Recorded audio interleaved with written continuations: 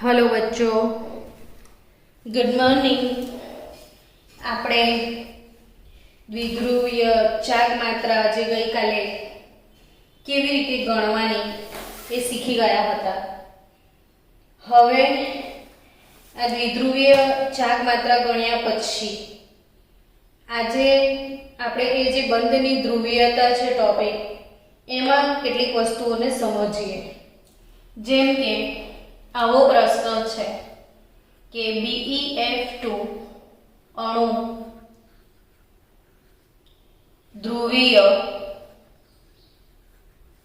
होवा छता BeF2 अणु ध्रुवीय होवा छता अध्रुवीय है। आवो केवो प्रश्न कि ध्रुवीय होवा छता अध्रुवीय है तो केम एवं ए समझिए। तो कि काले जे आपणे सीख्या था कि कोई पण बंध होय एनी ध्रुवीयताना मापने द्विध्रुव चाकमात्रा कहेवाय। हवे आ जे BeF2 अणु छे ए BeF2 अणु रेखीय छे। एक बंध आ डायरेक्शन में छे ने बीजो बंध आ डायरेक्शन में छे। तो BeF2 अणु केवो छे? रेखीय छे। हवे रेखीय बंध छे तो बेरिलियम अने फ्लोरीन एमां वधारे विद्युत ऋणीय कोण? तो फ्लोरीन।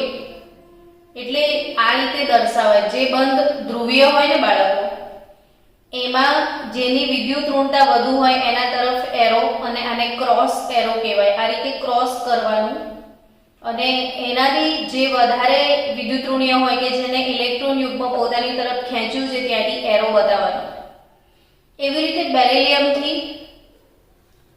આ દિશામાં ફ્લોરીન છે। કેમ આવું બતાવવાનું? તો કે આ જે ધ્રુવીયતા છે એ સદિશ રાશિ છે, વેક્ટર છે। તો ધ્રુવીયતા જે બંધ ધ્રુવીયતા છે એ સદિશ રાશિ છે એટલે આની ધ્રુવીયતા આ દિશામાં છે, આ બંધની ધ્રુવીયતા આ દિશામાં છે। સપોઝ આની ધ્રુવીયતાને આપણે μ1 કહી દઈએ, આની દ્વિધ્રુવ ચાક માત્રાને μ2 કહી દઈએ। હવે આ બંને વચ્ચેનો બંધ કોણ કેટલો છે? તો કે 180 ડિગ્રી। તો આ જે બે બંધ છે એ બંને બંધ વચ્ચે આ જે બંને બંધ છે એ બંને બંધ વચ્ચે દ્વિધ્રુવ ચાક માત્રા જે છે એ કઈ રીતે શોધી શકાય? તો દ્વિધ્રુવ ચાક માત્રા म्यू परिणामी अथवा नेट कुल द्विध्रुव चाक मात्रा गणवानुं। फिजिक्स में तमे सदिश चेप्टर में एक सूत्र भण्या हशो μ1 square plus μ2 square plus 2μ1 μ2 cos theta. आवुं एक सूत्र छे कि μ1 स्क्वेर प्लस μ2 स्क्वेर એટલે આની ધારો કે +1 હોય ને આની ધારો કે -1 જે પણ વેલ્યુ હશે પણ બંનેની દિશા અલગ અલગ છે ને તો આ પ્લસ હશે તો આ માઈનસ હશે પ્લસ બંને વચ્ચેનો બંધ કોણ 180 ડિગ્રી છે એટલે cos 180 ની વેલ્યુ -1 આવશે। તો અલ્ટીમેટલી હા बोलो हेलो। तो द्विध्रुव चाक मात्रा म्यू એટલે પરિણામી દ્વિધ્રુવ ચાક માત્રા μ0 આવે। તો આ સૂત્ર યાદ રાખો કે μ1 square plus μ2 square plus 2μ1 μ2 cos theta અને થીટા એટલે આ બંધ કોણ। μ1 એટલે આ બંધની ધ્રુવીયતા, μ2 એટલે આ બંધની ધ્રુવીયતા। तो एक्चुअली गणशो गणतरी करीने cos 180 ની વેલ્યુ -1 આવે, આની વેલ્યુ 1 મૂકો છો તો 1 સ્ક્વેર 2 પ્લસ 2 μ1 μ2 અને આ જે વેલ્યુ છે એ -1 તો અલ્ટીમેટલી જે આન્સર છે એ 0 થઈ જશે। અને એવી ના બી ખબર પડે તમને સપોઝ આ ગણતા નથી આવડતું, જસ્ટ ફોર નોલેજ મેં શીખાયું છે કે આવી રીતે ગણવામાં આવે છે। હવે એને ગણવાની જરૂરત નથી બટ નોલેજમાં હોવું જોઈએ એટલે મેં શીખવાડ્યું। બટ આમ બી તમને જોઈને ખબર પડે કે રેખીય છે એક આમ દિશામાં છે તો બંને એકબીજાને વિરુદ્ધ ખેંચશે તો દ્વિધ્રુવ ચાક માત્રા ઓબ્વિયસલી 0 થઈ જશે. સમજી ગયા છો? એવું બીજું ઉદાહરણ લઈએ. કાર્બન ડાયોક્સાઇડ અણુ ધ્રુવીય હોવા છતાં પણ અધ્રુવીય છે. કેમ? તો સાથે સાથે અણુના આકાર પણ મોડે કરી દેજો. કાર્બન ડાયોક્સાઇડ અણુનો દોરતા આવડવો જોઈએ કે આવો આકાર છે CO2 અણુ ને આ જે કાર્બન છે ને એને આ બાજુ ને આ બાજુ બે પાઈ બંધ બનાવ્યા છે એટલે sp સંકરણમાં છે. sp સંકરણમાં છે આ કાર્બન અને રેખીય આકાર છે અને બંધ કોણ 180 ડિગ્રી છે. તો CO2 અણુ એટલે વિચારો કે આમાં બી કાર્બન અને ઓક્સિજન માં ઓક્સિજનની વિદ્યુત ઋણતા વધારે છે એટલે એની બંધ ધ્રુવીયતા આ રીતે બતાવાય ને તો બંને એકબીજાની વિરુદ્ધ દિશામાં છે એટલે CO2 અણુની દ્વિધ્રુવ ચાક માત્રા μ પણ 0 આવે છે. એટલે આમ ભલે એનામાં બે ધ્રુવીય બંધ છે પરંતુ આ બંને ધ્રુવીય બંધ જે છે આ પોલ -ડેલ્ટા આ પોલ -ડેલ્ટા ને આ પોલ +2 ડેલ્ટા ધ્રુવીય હોવા છતાં પણ એની જે દ્વિધ્રુવ ચાક માત્રા છે એ 0 થશે. એટલે ખાસ યાદ રાખો કે આ ટાઈપના જે અણુઓ છે એ રેખીય આકાર ધરાવતા હોય તો દ્વિધ્રુવ ચાક માત્રા 0 થાય. તો આવા બંને ધ્રુવીય અણુઓની દ્વિધ્રુવ ચાક માત્રા 0 હોવાથી ધ્રુવીય હોવા છતાં પણ તેઓ અધ્રુવીય કહેવાય. એવો જ ત્રીજો અણુ જે IMP અણુઓ છે યાદ રાખવાના છે હું તમને સમજાવી દઉં પછી આપણે આગળ વધીએ ટોપિક તરફ. ત્રીજો એક અણુ છે જે તમને યાદ રાખવાનો છે BF3 અણુ. કયો અણુ? BF3 અણુ. ટૂંકમાં આકાર વાઇઝ જોવા જાવ તો રેખીય આકાર હોય તો દ્વિધ્રુવ ચાક માત્રા 0 થશે. એમ આ BF3 અણુની વાત કરીએ તો BF3 અણુ જે છે એનો આકાર કયો એટલે એમ થાય તમને ગમે કેવી રીતે ખબર પડે કયો આકાર? તો સપોઝ માની લો કે નથી ખબર આકાર કયો છે તો આપણે પહેલું સૂત્ર વાપરવાનું કે બોરોનમાં ઇલેક્ટ્રોન યુગ્મ કેટલા છે તો કે હાફ V + m જેટલા છે બરાબર. તો હાફ V વેલેન્સ બોરોનની છેલ્લી કક્ષા બોરોન કયા સમૂહનો સભ્ય? તો 13મા સમૂહનો સભ્ય. એટલે બોરોનની છેલ્લી કક્ષામાં 3 ઇલેક્ટ્રોન હોય. એક સંયોજક ફ્લોરીન છે 3 તો 6/2 3 તો 3 સંકરણ કયું થાય તો કે sp2 સંકરણ મુકાય. તમારા પાસે 3 ઇલેક્ટ્રોન યુગ્મ હોય તો કયું સંકરણ થાય? sp2 ને sp2 સંકરણે આકાર કયો રચાય તો કે સમતલીય ત્રિકોણ આકાર રચાશે. ને હવે જો સમતલીય ત્રિકોણ આકાર હોય તો આ જે બોરોન છે BF3 એ જે અણુનો આકાર છે એ આ પ્રકારનો બનશે. હવે આ અણુમાં અહીંયા જે બંધ કોણ છે એનું મૂલ્ય 120 ડિગ્રી થાય.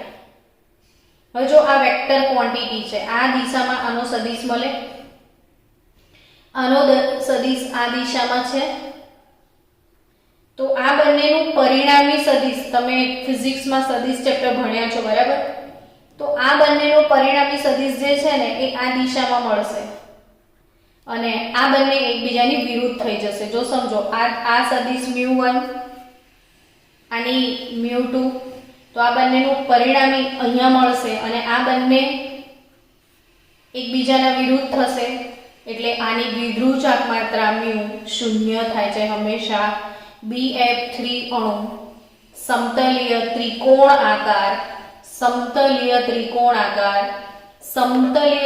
આકાર ઉદાહરણ છે BF3 અણુ તો એની દ્વિધ્રુવ ચાક માત્રા μ 0 થાય એટલે પર્ટિક્યુલર આ આકારમાં રેખીય આકારમાં 0 થાય છે એમ સમતલીય ત્રિકોણ આકારમાં પણ આની દ્વિધ્રુવ ચાક માત્રા 0 થશે એટલે BF3 અણુ ધ્રુવીય હોવા છતાં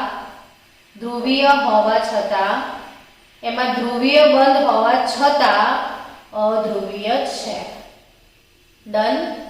હવે આગળ વધીએ કે BF થ્રુ અણુ પરથી નીટમાં કોઈ પ્રશ્ન પૂછાયેલો છે એને ડિસ્કસ કરીએ.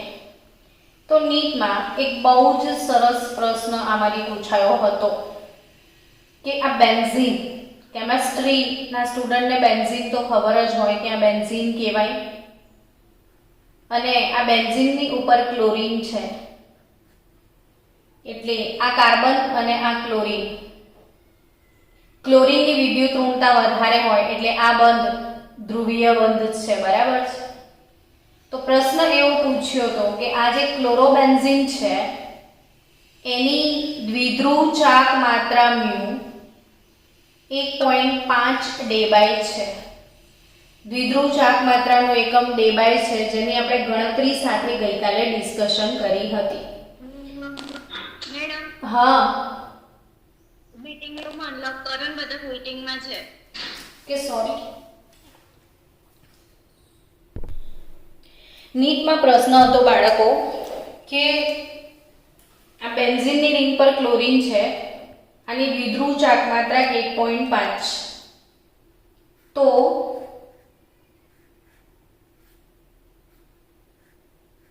બેન્ઝીનને આટલા બધા ક્લોરીન લગાડી આપ્યા હતા, તો એની દ્વિધ્રુવ ચાક માત્રા મ્યુ કેટલી, આવો પ્રશ્ન હતો. સમજો ફરીથી પ્રશ્ન. શું પ્રશ્ન પૂછ્યો તો નીટમાં કે ક્લોરોબેન્ઝીન જે છે એની દ્વિધ્રુવ ચાક માત્રા મ્યુ 1.5 ડેબાઈ છે, તો આની દ્વિધ્રુવ ચાક માત્રા મ્યુ કેટલા ડેબાઈ થશે, આ પ્રશ્ન હતો. એટલે ઓબ્વિયસલી બાળક શું કરે કે આમાં એક બંધ છે, CCl બંધ એક છે, તો એકની આટલી, તો આમાં 1 2 3 અને 4 બંધ છે, તો 4 ની કેટલી, આવું જ વિચારે ને કે એક બંધની 1.5, તો આમાં તો આવા 4 બંધ છે, તો 1.5 ગુણ્યા 4 કરીએ એટલે આની દ્વિધ્રુવ ચાક માત્રા 6 થાય. આવો વિચાર આવે. પણ આવો આટલો સહેલો પ્રશ્ન તો ના જ હોય ને નીટમાં, એટલે મેં જે વસ્તુ હમણાં તમને ભણાવી એનો અહીંયા યુઝ કરવાનો છે. મેં શું શીખવાડ્યું હમણાં તમને બેઠું કે BF3 અણુ મેં તમને શીખવાડ્યો. BF3 અણુનો આકાર કયો છે, સમતલીય ત્રિકોણ. સમતલીય ત્રિકોણ આકાર જ્યારે કોઈનો પણ હોય તો આ 1 2 ને 3, સમજો ફરીથી આ બોરોન, 1 બંધ 2 બંધ 3 બંધ, ત્રિકોણ આકાર થયો. એક જ સમતલમાં છે, આમ 120 ડિગ્રીનો બંધ કોણ થાય, તો 120 ડિગ્રીના બંધ કોણ સામે આની ને આનું પરિણામી રિઝલ્ટ આમ મળે તો આ રેખીય થઈ જાય, અને પરિણામી દ્વિધ્રુવ ચાક માત્રા મ્યુ કેવી થઈ જાય, 0 થઈ જાય. એટલે આ સેમ ફંડા અહીંયા યુઝ કરવાનો છે તમારે, કે તમે ધ્યાનથી જુઓ તો આ 3 બંધ જે છે એ BF3 જેવા થઈ ગયા ને, અને આ કોણ પણ 120 ડિગ્રીનો છે, એટલે આટલા આકારની દ્વિધ્રુવ ચાક માત્રા 3 બંધની કેન્સલ થઈને 0 થઈ ગઈ, એટલે અલ્ટિમેટલી એક જ બંધ વધ્યો.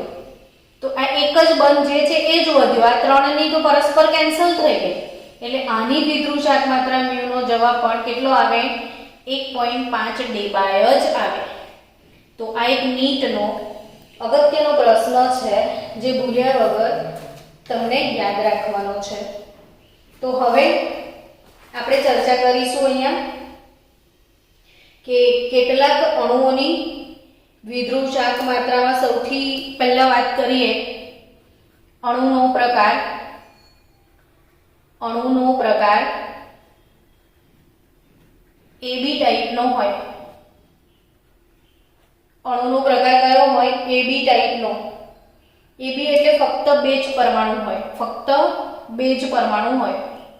ફોર એક્ઝામ્પલ AB ટાઈપના કયા અણુ છે, તો કે HF છે, HCl છે, HBr છે, HI છે. આ બધા જ અણુઓ AB 2 જ પરમાણુના બનેલા છે, દ્વિપરમાણવીય અણુ કહેવાય.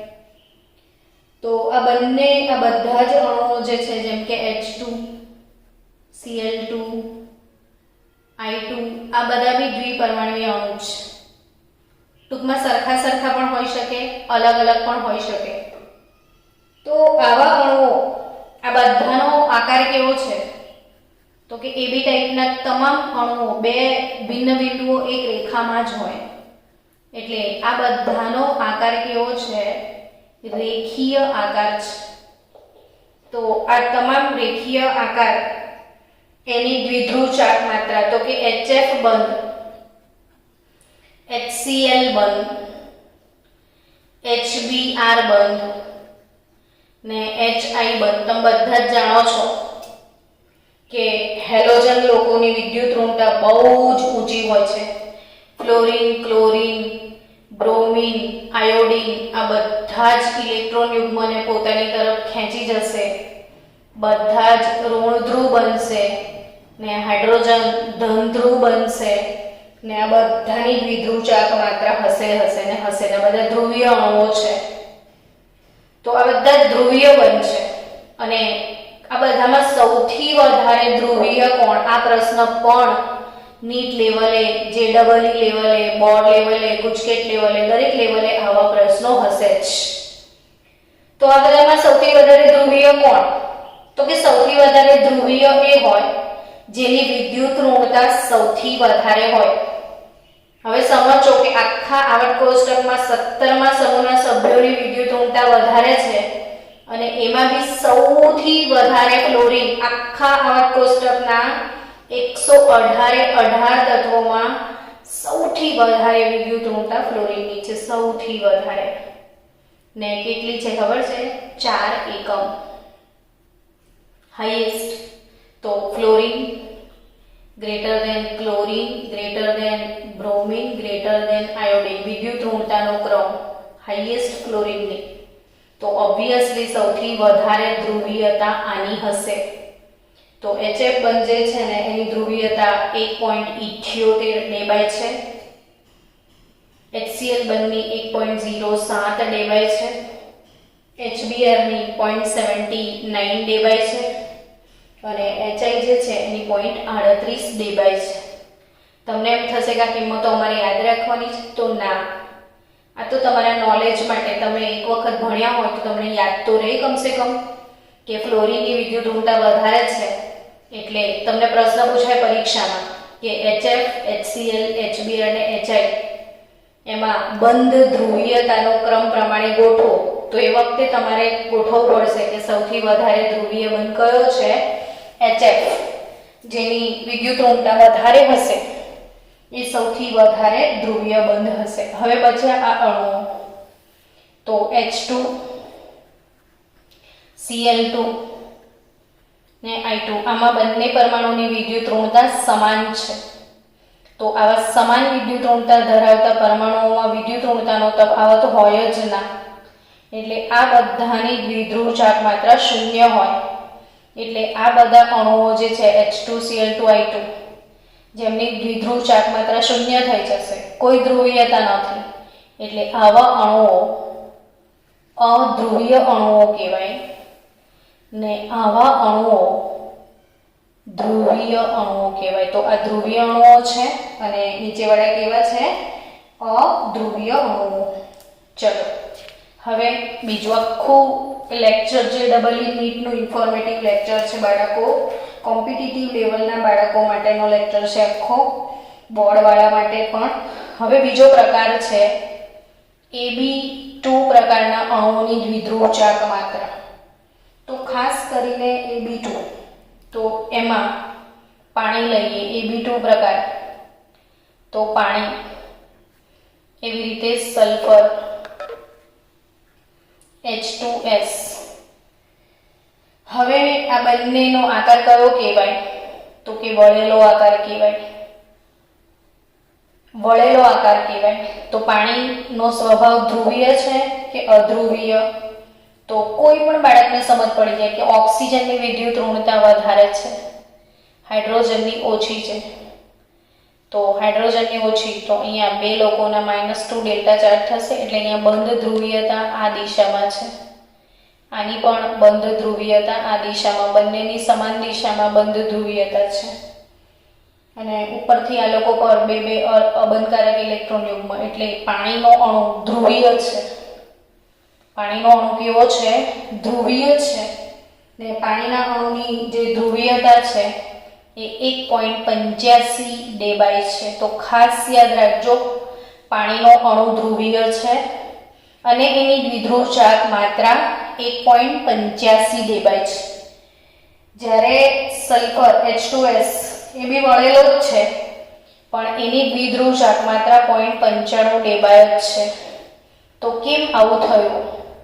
તો અહીંથી ફરીથી હું એક મોસ્ટ આઈએમપી થિયરી શીખું છું. યાદ રાખજો, JEE નીટ માટે ફરીથી મોસ્ટ આઈએમપી વાત કે આ જે છે ને બંને 16મા સમૂહના સભ્યોનું વિચારો. 16મો સમૂહ તો O S C T O, બરાબર? 16મો સમૂહ OS C T O.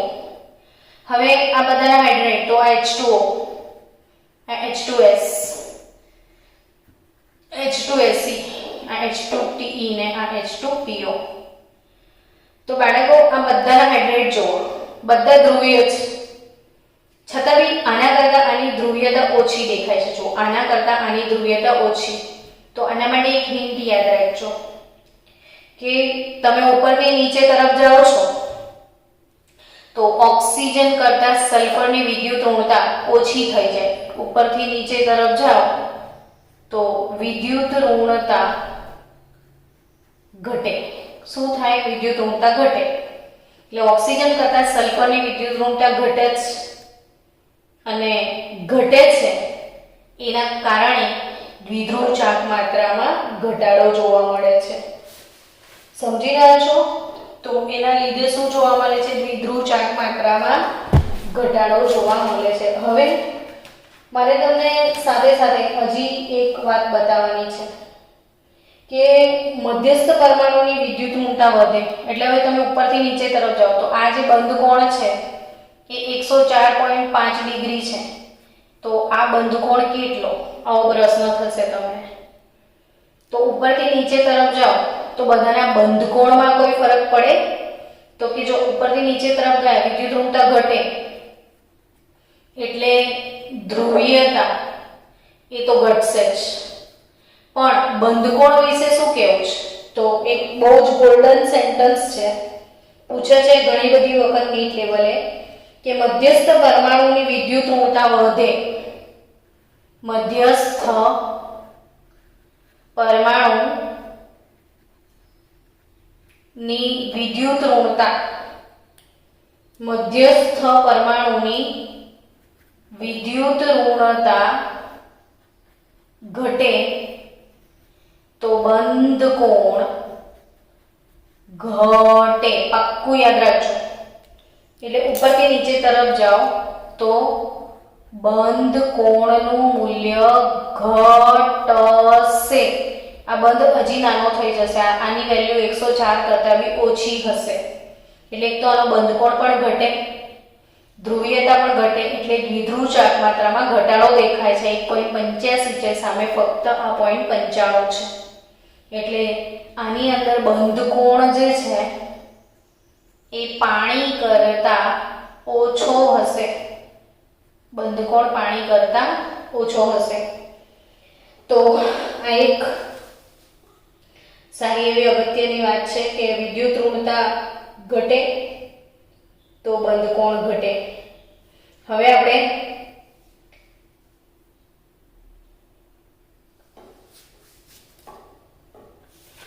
આગળ વધીએ. દ્વિધ્રુવ ચાર્જ માત્રામાં આ Ab2 પ્રકારના અણુની આપણે ડિસ્કસ કરી. Ab2 અણુમાં આપણે CO2 અણુની જો વાત કરીએ પાછી, આ તો બે વળેલા આકારની વાત કરી, આ બી Ab2 જ કહેવાય ને. તો એની તો મેં ચર્ચા પહેલા જ લઈ લીધી કે CO2 અણુ જે છે એમાં sp સંકરણ છે, એટલે રેખીય આકાર. વળેલો છે એટલે દ્વિધ્રુવ ચાર્જ માત્રા હોય, પણ રેખીય આકાર હોય તો બંને બંધ એકબીજાની વિરુદ્ધ દિશામાં જ, એટલે આની દ્વિધ્રુવ ચાર્જ માત્રા 0 થઈ જશે. એટલે CO2 નો અણુ એ અધ્રુવીય થઈ જશે. હવે આપણે ડિસ્કસ કરીએ AB3 પ્રકારના અણુઓની. કયા અણુઓની? AB3 પ્રકારના અણુઓની. તો AB3 એમાં ફરીથી મોસ્ટ IMP થિયરી આવી જાય છે, જે અહીંયા આ પણ નીટ માટે યાદ રાખવાની છે. AB3 પ્રકારના બે અણુઓ જે છે એની ચર્ચા બહુ જ મહત્વની અને અગત્યની છે, જે વારંવાર પૂછાતી હોય છે પરીક્ષામાં.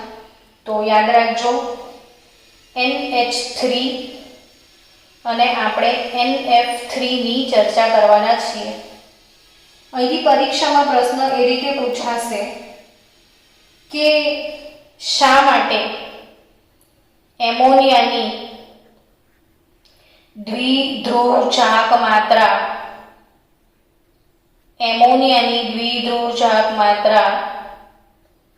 NF3 કરતા વધુ છે. આવો પ્રશ્ન પૂછાશે. અથવા એ રીતે પ્રશ્ન પૂછે કે એમોનિયા અને NF3 આ બંનેમાં કોની દ્વિધ્રુવચાક માત્રા વધારે છે અને શા માટે, એવો પ્રશ્ન પૂછાય. તો વધારે એમોનિયાની છે NF3 કરતા. શા માટે એ સમજીએ. તો એમોનિયા અણુનો આકાર જે છે એ ત્રિકોણીય પિરામિડ આકાર છે. 3 હાઇડ્રોજન છે, 3 NH બંધ કહેવાય. આમાં NH બંધ 1, NH બંધ 2, NH બંધ 3 ને 3 ધ્રુવીય બંધ છે. નાઇટ્રોજનની વિદ્યુત ઋણતા વધારે છે. આ પ્લસ ડેલ્ટા, આ પ્લસ ડેલ્ટા, આ પ્લસ ડેલ્ટા અને આ -3 ડેલ્ટા વીજભાર ધરાવે. સાથે સાથે એની જોડે એક અબંધકારક ઇલેક્ટ્રોન યુગ્મ પણ હોય. એમ NF3 અણુની વાત કરું તો સેમ ટુ સેમ આકાર, બટ ફ્લોરિન છે. અહીંયા આ ઊંધું છે, માઇનસ ડેલ્ટા અને +3 ડેલ્ટા. ડિફરન્સ આ જ છે કે અહીંયા આગળ NH બંધ જે છે એ NH બંધમાં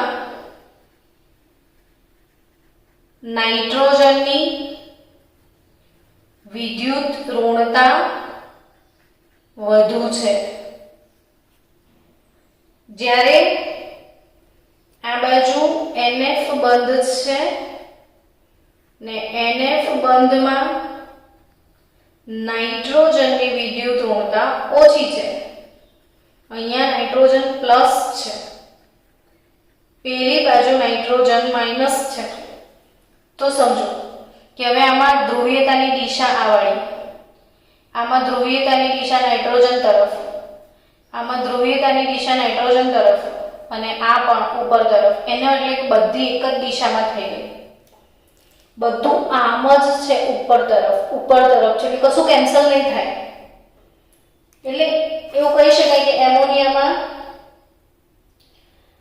3 NH બંધ ધ્રુવીય છે અને 3 ની ધ્રુવીયતા નાઇટ્રોજન તરફ છે.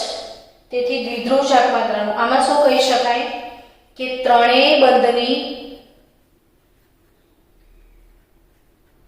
ધ્રુવીયતા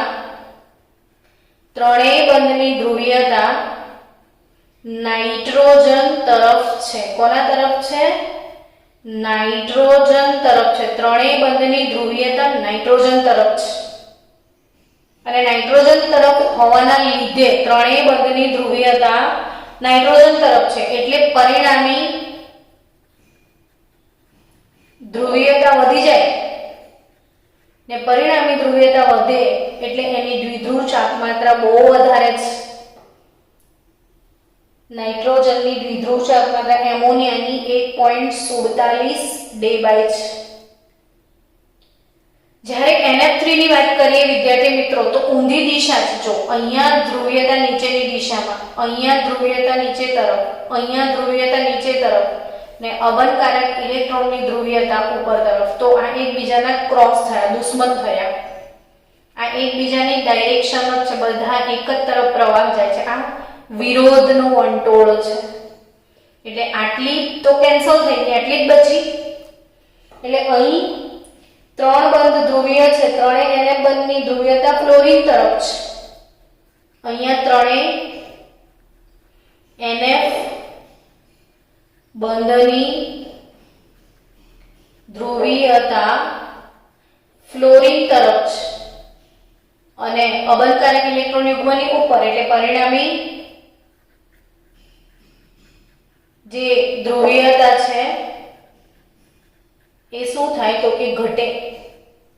પરિણામી ધ્રુવીયતા ઘટે એટલે મ્યુ જે છે એ આનો ઘટી જાય છે અને 0.23 ડે બાય થાય છે. એટલે આ એક અગત્યનો ABCD પ્રકારના અણુનો અપવાદ છે. જેટલા પણ નીટના અપવાદ છે મેં આમાં ડિસ્કસ કરી છે બાળકો.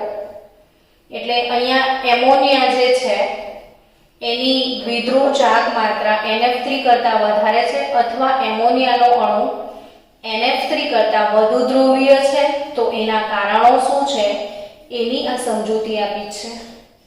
અને હવે આપણે હજી અગત્યના ટોપિક તરફ આગળ વધીએ. એક બાકી છે તે AB4 પ્રકારનો અણુ, એની ચર્ચા કરી લઈએ. તો AB4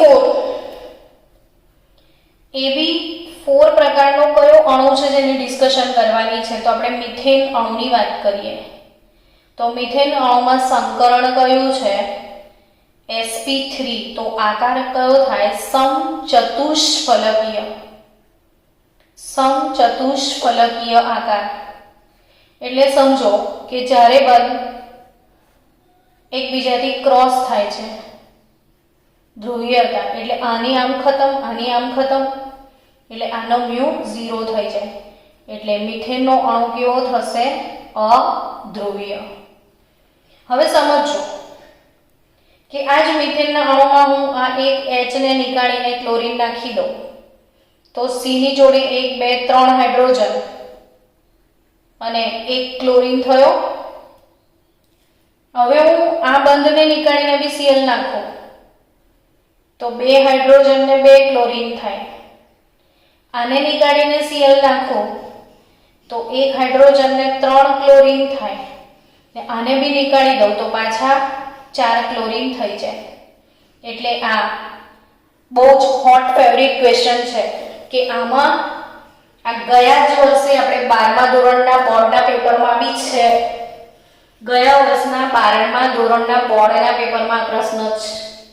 તો આ તમારે 12મા માટે પણ, 11મા માટે પણ, ગુજકેટ માટે પણ, નીટ માટે પણ, JEE માટે પણ, તમામ માટે IMP પ્રશ્ન છે કે આ જે હાઇડ્રોજનો છે એમને વિસ્થાપન કરીને આટલા અણુઓ આવે તો કોની દ્વિધ્રુવ ચાક માત્રા સૌથી વધારે હશે એવો પ્રશ્ન થાય. તો ઓબ્વિયસલી બાળકો તમે એવું જ વિચારશો 4 ક્લોરીન છે ને તો આ તો કે ના, પણ 4 ક્લોરીન છે તો એકબીજાની સામે પડે છે એટલે આની દ્વિધ્રુવ ચાક માત્રા તો 0 થઈ જાય. તો અહીંયા સૌથી વધારે ક્લોરોમિથેનની છે, 1 ક્લોરીન વાળાની, અને 1 ક્લોરોમિથેનની જે છે એ સૌથી વધુ ચાક માત્રા છે. સૌથી વધારે કોની છે? ક્લોરોમિથેનની ચાક માત્રા છે વધારે. તો અહીં આ વસ્તુ યાદ રાખજો કે જેમ જેમ વિદ્યુત ઋણીય પરમાણુ ની સંખ્યા વધે, વિદ્યુત ઋણીય પરમાણુની સંખ્યા વધે તેમ દ્વિધ્રુવ ચાક માત્રા ઘટે. આ એક હિન્ટ છે કે વિદ્યુત ઋણીય પરમાણુઓ વધતા જઈ રહ્યા છે તો દ્વિધ્રુવ ચાક માત્રા ઘટે.